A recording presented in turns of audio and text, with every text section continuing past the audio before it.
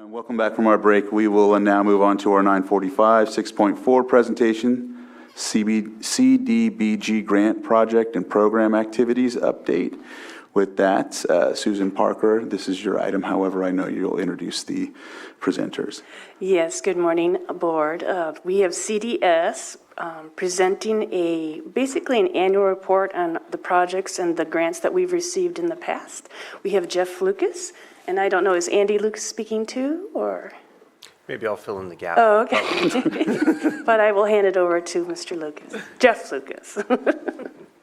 Thank you. At the last presentation regarding the CDBG program, the board requested that we provide a report on CDBG activities to date, as well as what's ongoing and what we foresee in the future. So we'll try to keep it short and sweet. I have Andy Lucas with our office here with me, and Deborah Swartz, who does a lot of the administrative work on the projects that we work on, especially the CDBG activities.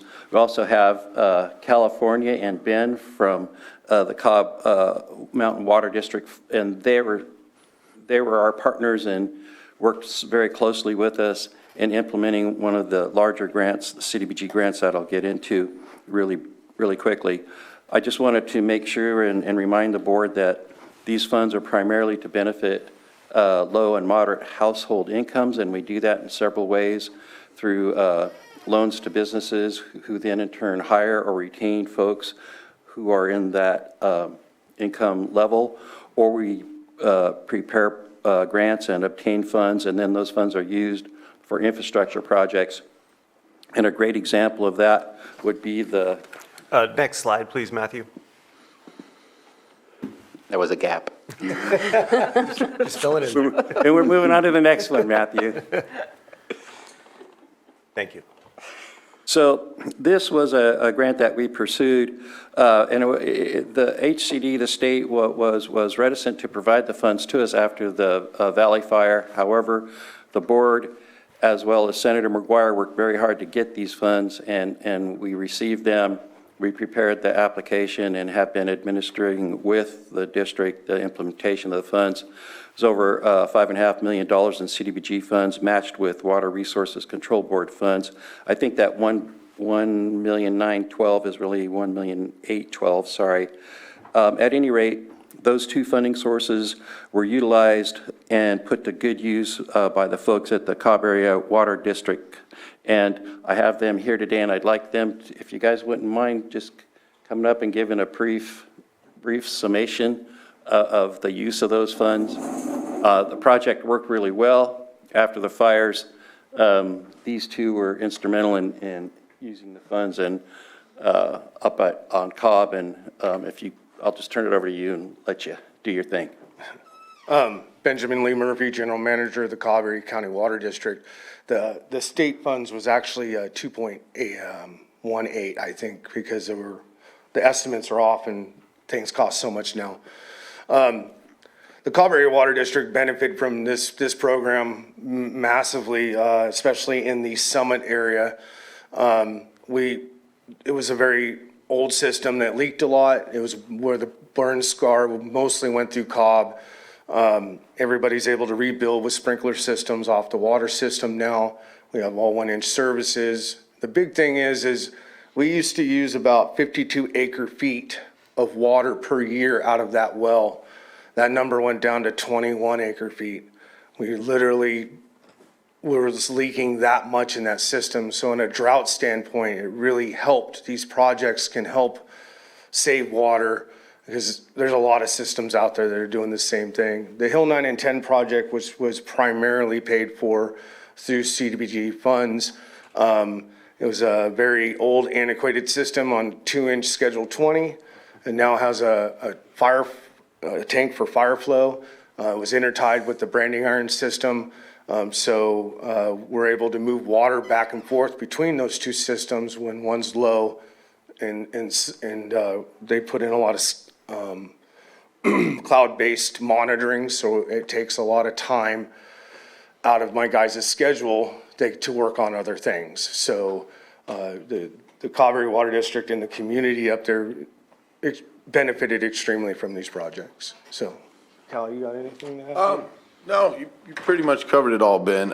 One thing is it also cut down on overtime. Our old systems that were leaking all the time, I was out there, all night long. You get one thing done just for another leak to pop right up and keep you out there till morning. And the drought issue, our well levels are holding. We've got water right below the ground still, where in years past with the drought and all the leaks we were trying to chase around and find, and some never showed up, the well levels would get scary low. So the grants really worked and really helped out the infrastructure in our small, low-income community. And one thing I'd like to add is, we're not the only community that can benefit from these programs, and it's good that the county is pushing for these types of grants. So, thank you. Thank you. Any questions for? I just want to add a couple things, if that's okay? Yeah. Yeah, That's so, fine. I've been in California, and Jeff and Andy and Deb, all of it, everybody worked really hard. We were all knocking on doors and explaining this to people, and it was a huge effort. There were many other volunteers that jumped in, but everybody realized what a great need this was to have the infrastructure in place to set up a recovery for the housing, for rebuilding, for a whole community to recover. So now, as they mentioned, there's capacity for sprinklers in every home, but there's also fire suppression. There's new hydrants. How far apart are they? Every 250 to 500 feet, it just depends on where they were able to place them. Yeah. Being mountainous the way we are up there, it's sometimes difficult to put a hydrant on the side of a bank. And you want to make sure that the roads are narrow, so you want to make sure the fire truck has enough room to pull over so another fire truck can go by, so.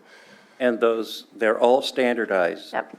Right. right? Same Right. size, so they Same fit, so size, that when the trucks get there, they can hook up. There was, From got a a, mixed bag up there, didn't you? Yes. right, from a fire point, it was a huge upgrade for Cobb because we did not have that. I lived in that neighborhood just like Supervisor Pyska. When the fire came through and we had 4-inch wharfs on a 60,000 gallon tank, we have a 200,000 gallon tank that was paid for through Prop 1, the state of California, and a brand new infrastructure that comes off that tank. The school now has a 200,000 gallon tank above it, and everything's been upgraded to a point where we can move water around and not have to, the intertie thing is a really important thing, to have all these systems intertied, because some water systems don't have that big tank. Some water systems don't have the flow that they need coming out of their well. Or the reliable well. Or a reliable well, exactly. So these programs are great things. And back to the hydrants too, we did have some commercial 6-inch hydrants, but they were fed by 2-inch and 4-inch mains, so. Right. Kind of pointless. Yep. So now everything is the way it should be. And we don't have water outages. We used to have water outages constantly, and I'd go outside with dinner for these guys because they'd be out in the front yard all night long. And then we'd have to boil water for 3 days. Throwing our So hard hats on the it was a little rough and wild there for quite a few years. So I really want to thank you guys for doing so much work, and the team here with CDS for No, and being so dedicated. you guys are great. It was whenever we needed you, we called, you answer the phone, you'd have an answer for us, or you'd be up on the mountain, to help us out. So Yeah. thank you to all of you. But- And you supervisors from high school, you were out there knocking on the doors with us. So this has been an incredibly successful program, and there's needs like this all over our county, and this has been held up as an example by the state for our county to be able to grow in this ways. And so thank you, everybody, for setting that great example. Thank you, Ben. And just so you know, it was just under 900,000 gallons a month. When we put the That new was being system lost. online, it was towards the winter time, and we went from using 300,000 a week to 80,000 gallons a week. That's how much the system was leaking. Wow. And the proof of that is after the well, we leased that well, and so we pay for that water. And so, seeing it at 21 acre feet for the first time, and I've worked for Cobb Water since 2008. It's always been around 50, 75, depending on, you know, the leaky tank that we used to have or whatever the case was. So that's a huge impact on the drought numbers. So just in one system, we have 14 sources. So that's, We're gonna be doing this over and over again. Supervisor Sabatier, you have your pen up? Yeah, I know that it only lists 4 systems, but I know there was a consolidation of like 9, I believe was the Right. number. But the details of the 9, I think one aspect that hasn't been discussed is the public health and safety to ensure that the water is of the quality that everyone deserves to have when it comes out of their faucet. It's difficult to manage when you have such a small, I mean, one of them only had 14 people on the water district. That's just not easy to manage and treat and process the water correctly in order to bring that to a household in the appropriate way. By consolidating, you're able to use the economy of scale, and it works out so well for our water districts. And we have a lot of these examples still all around our county of small water districts that are struggling, and I think you're a perfect example of that. And as Supervisor Pyska mentioned, the state gave LAFCO an award, and I'm going to say that Mr. Murphy, that you put in the most heavy work behind all of that to get that state award, to be able to accomplish the goal. Not only is it your system, but it's also your neighborhood, and I think that it was a actual personal passion of yours to make this fix and make it happen, so I appreciate the work that you put into it. I had a lot of support from a lot of people, so it was a team effort for sure, but I appreciate the kudos on that, thank you. And to your point, Supervisor Sabatier, when you have solid infrastructure, you free up your operators to focus on quality of water. So if you're not out chasing leaks and wondering where all your water is going, you can send out a better product to your customers. That's correct. Yep. Thank you. And just one final point, this infrastructure, has it lifted the building moratorium in Hill 9 and 10, or is it about to? Because we have had with current- moratoriums where we with- didn't. Currently, we have a moratorium on new services due to our drought ordinance. We're in stage 2 of our drought because we're just trying to make sure that we conserve as much as possible. We do, if somebody had been working on a property, a bare property for years prior, and we knew that, then we would, but not at Hill 9 and 10 Okay. and Branding Iron. Until phase 2 happens, when we drill the new well, there just isn't enough water out there to, we were able to add a few services, but there's just not enough water out there to support any more than that's out there, so. You have to worry about the existing. As you get closer to Cobb, there's a little more abundance of water. So like the subdivision you live in, I would never allow a new lot because there's all the burn lots. But like say Fox Drive, Venturi, in those areas, they're on a different well that could handle maybe an expansion of that system. So it's a case-by-case basis currently. The board decides that, not me. Thank you. So. Thank you. Thank you so much. Have a great day, everybody. Thank you. Yeah, we had some good discussions working with the state of California on that project. And those guys, they never gave up on their work. They always focused on completing the tasks, and it was good working with them. One of the other things I wanted to point out is on the infrastructure activities for that particular grant was the new bridge that was part of that project, and there's the picture there. That is what we call in the grant application a water system support structure. The state had issues with calling it a bridge, but we used that terminology, and when they questioned the size of it, we just indicated it was reinforced. So the pipe runs underneath, which you often do with water pipes, but it was a way, and it's important in that particular community, to have 2 access points in case of another fire. And Supervisor Pyska, you might want to add to that a little bit, but I don't think that bridge would have been, we wouldn't have had the money to do it if we hadn't tucked it into this particular grant.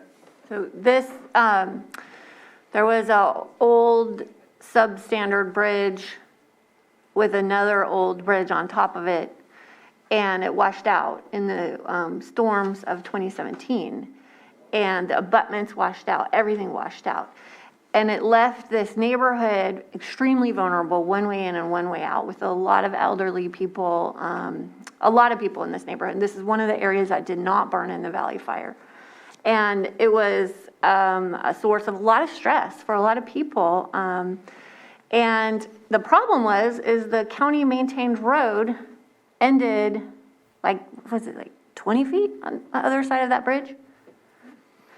So it was never anybody's real responsibility. So it was a big topic for a long time. And this project happened to come along at the perfect time because the water system on the other side of the creek needed the pipeline. And so it became the pipeline support project, not a bridge. And now this neighborhood has this incredibly safe bridge. A full semi truck can go over it, a full cement truck can go over it. And this neighborhood has 2 safe ways to escape if there's another fire.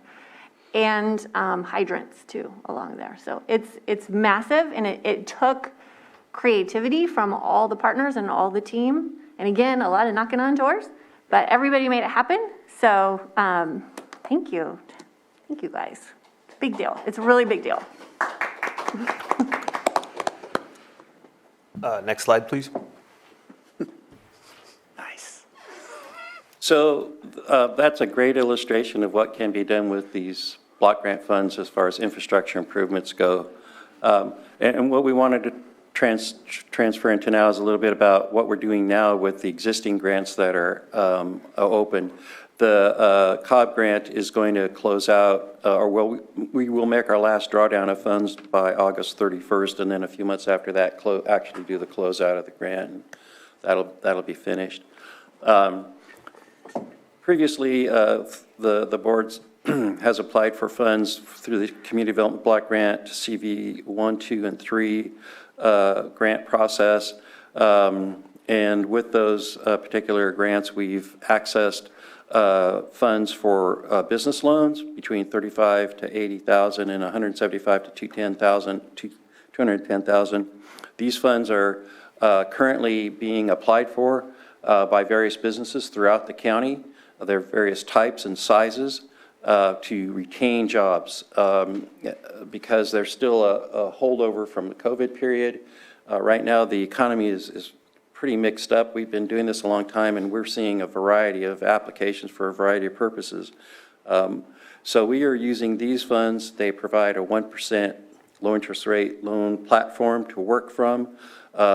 If these loans come through that we've been working on, which we anticipate having them completed in about 2 months, all of them, will retain about 22 full-time equivalent positions in aggregate. So those programs, the last time we were here, I think we were just starting to have our workshops. We had one in Upper Lake the day before, I think, and we had 1 person there. Then Middletown, we had 13, and then Kelseyville, I think, a day or 2 later, and we had 13 or 14 there. The cumulative results is that people have now applied, and they're working their way through the process. Next slide, please. So in addition to the CV funds, we have Cdbg, what we call the regular allocation of funds. There's $415,000 available there. You can see the numbers that we have. Those are loans between $35,000 to $105,000. Those funds appear to be booked up, and we anticipate getting those funds out in about 60 days as well. We also have a Community Development Block Grant Micro Enterprise Technical Assistance Program we're operating. We have, when we made this slide, we had 15 small businesses that are receiving technical assistance, like with QuickBooks and marketing and business planning and a whole variety of things. But that's actually, we're at about, I think, maybe 19 now. And one of the things we do with those funds too is some of these smaller loans, the folks will go through the micro enterprise program, get the technical assistance they need so that they'll be a better borrower and be able to repay the loan funds, because we kind of help them understand their forecasts and their cash flow and what's going on It's all part of doing good lending as well as providing assistance to our local small businesses. So that's both these programs, all these programs are pretty active right now. Next slide, please. I think that'll actually be the end of the Okay. presentation. So I'd just like to quickly add, if I may, the program is meant for low, moderate income individuals. The public benefit is the retention and creation of jobs. So in working with these businesses, and we're working with several of them, Lower Lake, Nice, Upper Lake, Middletown, sort of all over the unincorporated outside of the city limits of Lakeport and Clear Lake. The program design, it's difficult, it's onerous, as the board is well aware, dealing with the state, and then sort of the actual process of going through the certifications with the business, with the employees. There's a certification process with the employees. So it is onerous, but I will say that the benefit to the program is going to help these businesses either come out from under some of the high interest debt that they've accumulated or help them to survive. So I'd just like to thank the county for the opportunity to they went after these funds and then they're being implemented. So thank you. Thank you, Andy. And to wrap up, we have 3 applications working on right now. They're due August 19th. One for additional low interest loan funds for job creation, one for additional funds for technical assistance to microenterprise small businesses. And then the third one is for a study to do an assessment of the housing needs and also to develop a strategy to implement a housing program that gets at rehab housing, site development, and it would take us to the position where, in line with the housing element of the county, we could start being a little more proactive towards developing housing, not only for low mod folks, but housing for everybody. That's the concept of what we're pursuing these funds for. Also, one other point is we want to do an assessment in this analysis of the impacts of tourism and the seasonal nature of the bed and breakfast locations and the Airbnbs and how those are impacting housing to come up with, again, with sort of a plan that'll help make more housing available year-round for everyone. Thank you, Jeff. Any other comments or questions? Supervisor Sabatier? Appreciate the presentation. I know that there's been a lot of interest lately in supporting businesses right now, whether they're new businesses or expanding businesses or just businesses that are struggling, which is great that you're here. I was looking, and we have some community development staff here, and just curious, we know when we're approving use permits or developments, we're contracting with you. Are we handing out that information as well so they're aware that they can contact you if there's any needs for expansion or any needs for anything that you might be able to support them with? I'm just hoping that since we contract and we're a part of this process, and these are funds that are ours that we ask you to deliver to our communities, if we can maybe put some type of informational flyer together for when we approve projects or new businesses. We don't do business licenses. That would be an easy one to connect it to, but we do approve of development and things like that. And I think it would be a great idea to make sure that they're not just trying to figure out who they can call, but they already know who they can call if there's a need that comes up in the future. Just hopeful that we can maybe implement something like that. None of the stuff that you mentioned today, obviously, because you just said you're still filling out the application, has to do with the $1 million that we are requesting, I believe, is what we approved a few weeks ago. So if we could back up just a sec, that is a great idea to have the information available at the counters, and we have had that for years. It's really good. What we need to do is kind of update that, and with the transition at the Community Development Department, we'll probably need to have a meeting and kind of update and exchange information and kind of refresh that, so to speak. So it's something we've always tried to do. That's important to me. I communicate that to you. And then these applications that we're working on now are in response to the availability of that $1.2 1.5. So we're going after, there's limitations within that 1.5. So we have an application for $500,000 for more business loans. That's the most we can go after. $250 for the microenterprise. That's the most we can go after, and $250 for the technical assistance for the housing. Right. And they also only limit 3 activities, so those are the Yeah, so 3 that the county selected. Yeah, that's a, And some of the programs that you were describing today for the loans that you're making to businesses, this will rebuild your cash flow to be able to continue supporting. It's not a new program, it's in addition to what you're already doing, and you're able to continue the work that you've already started. yeah, that's a great observation. So as the funds come in from the loans, then we have a revolving, what they used to call a revolving loan fund. We can't call it that anymore, but that's what it is. So the funds come in, and the county can hold those and do more loans, or, through board action and say, okay, we're gonna pull some of those funds and we're gonna apply them to an infrastructure project similar to what we just talked about, or a housing program that will help prepare folks to pursue, buying their own home, that kind of thing. So you have variety. There's a series of steps you have to go through, but by having those funds revolve and come back in, it's very beneficial to the county because it provides more funds to kind of sustain these things. So you got to find another word for revolving loan, kind of like the support infrastructure. Yes, you have to get And creative. my last comment has to do with CDBG access to our full county and all department heads. I had been speaking with CAO Parker and just wanted to make sure that if any of our departments are seeking grant funding that's available through CDBG or grants.gov, that they just need, if they don't have access to that they need to contact our administrator or CAO in order to get the username and password or whatever it is to sign up for the SAM Done. I don't even know what that stands for.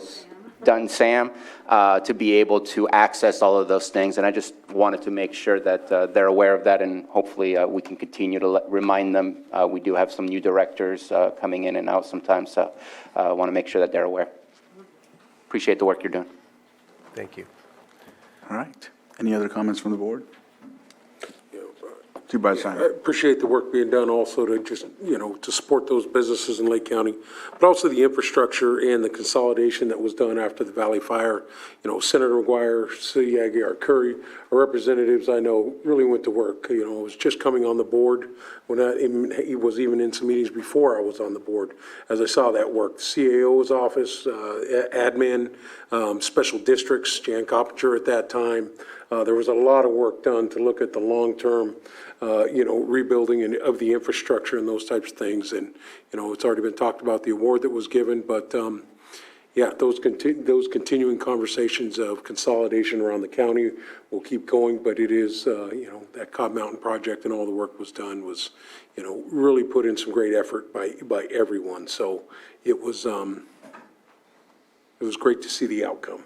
It's been so beneficial to us, and continue those conversations.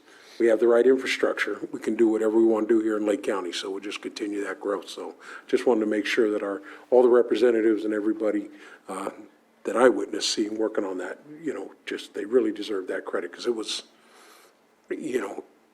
never done before, at least in that size, I don't think, and that's why the accolades came this way to Lake County. So it was great foresight, even in the midst of, a terrible tragedy that we were going through. So just want to say that.